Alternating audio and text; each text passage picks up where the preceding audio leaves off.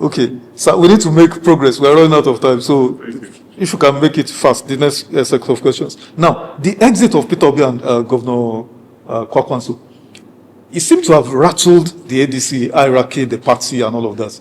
And they seem to be having, making waves, if I may use that phrase. They are claiming that, so many people have moved there. They are registering thousands of millions of people. Okay. They are the new kid on the block. Did the ADC party apparatchik, did you underestimate their influence? Peter Obi and Kwankwaso, did you? Now, I want to tell you something. It rattled some persons like our national chairman, frankly, okay. I must say. I've not seen him yet because I traveled and I came back. And I know he felt rattled. Because after he witnessed the whole system and tried to be as open and as fair as possible. David Mark, after we spent a lot of money to construct the new e-registration system. That's one. We're not supposed to spend that money, but we spent it. And again, on the launching, he said that the the Labour leaders and the Obi team came and said, they have so many members. Let the registration process be free, so that within 1 week or two, that over 10 million people will be registered. And he looked and said, okay, if we can have 10 million people as our members, maybe we can let the money go. He convinced the NWC to take that decision. So you can go, even if you want to be an ADC member today, you can go and you register without paying any money. They took that decision. By now, membership registration could have fetched us about 7.something billion. Yes. But took that decision. So everybody can register free. And as we speak, I can tell you that people that Peter Obi influenced to register, not more than 300 or so. And the southeast, the core base, up to now, we are still dragging not up to 170, and so on. And this is with the expectation that, due to the noise, that 5 million, 10 million people are going to become members through Peter Obi. And the process, frankly, every other day, the figures,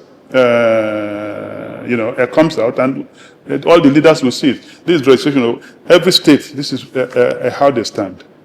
Obi was seeing it. Then, Kwankwaso just joined. Yes. We have worked very hard because we wanted everybody to be on the team. But Kwankwaso all along, when the chairman and other leaders would send people to him, he was more interested on negotiating with the people in power, for whatever reason. I think it was when it finally failed, and then his governor joined them, and he thought no more option, that he came into ADC, and so on. And I don't know, building structures, building the political party, bringing people together, it's a very, very, very difficult thing. And we did it. They left, but I can, as a matter of fact, let's say about, give it that 300 or 400, even 500,000 registered in ADC because of Peter. But between the time Peter and Kwankwaso left, we've had over 1.something million register more. And we have people contesting election everywhere. In River State, we have almost 8 governorship contestants. It's affected us in the southeast.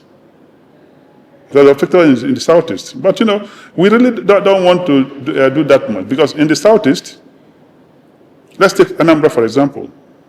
I came for a meeting, we were called by one of the Anambra leaders, and they said, come,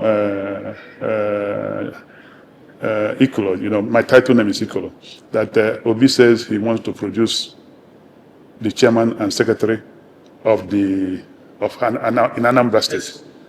I said, what does Obi, is he running for governor? Why does he think that anybody who is chairman or secretary in Anambra will affect his winning the presidential candidacy. And that I don't see any other person who is running for election in Nigeria who would think that is to come and get the delegates from Anambra that will make the person to win. I say anybody that is chairman of Anambra, okay, with that it's like all of us are committed to voting for him. Why would he want it? It was very, very disruptional. And the same thing happened in most of the southeastern states. And now, I remember once I had this conversation with David Maka, our chairman, and he said, they said, this Anambra, you should. I said, come, I'm not contesting election. Anambra, that I just said, come, I'm a bit concerned. There's something I'm witnessing. Assuming tomorrow, this man leaves the party. So we now say Anambra has collapsed.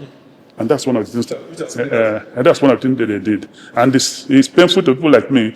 But you know, if you have ideas with activity management, we are dealing with it, and we are coming back very stronger.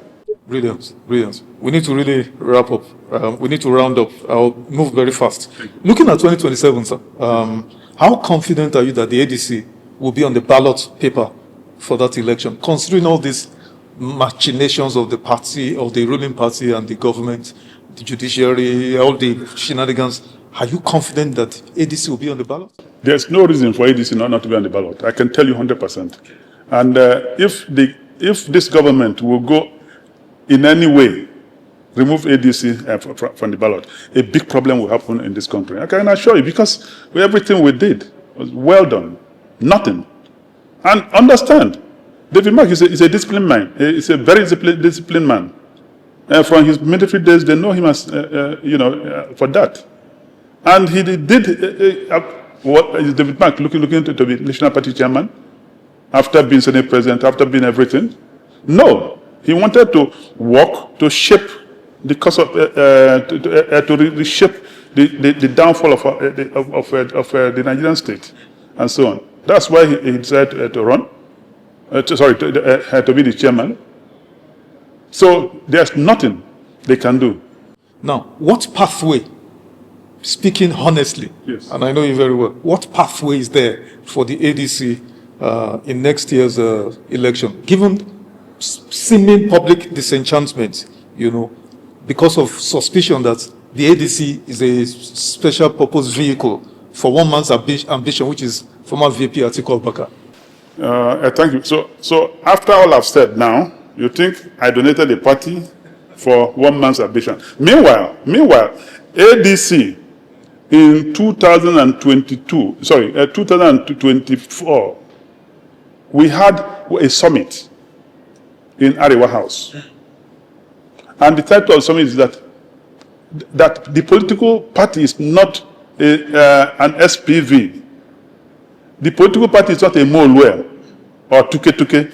And people with that mentality should be careful that the political party is one of the strongest instruments that can help shape the course of our democracy, because the ideologies and everything is important. We held that as a summit. So talking about being a special purpose vehicle, okay, in 2023, ADC, Atiku was running, Obi was running, ADC decided to support Atiku, to support Obi. Then in for 2027, ADC now decided to be there and then to be used as a special vehicle for Atiku come.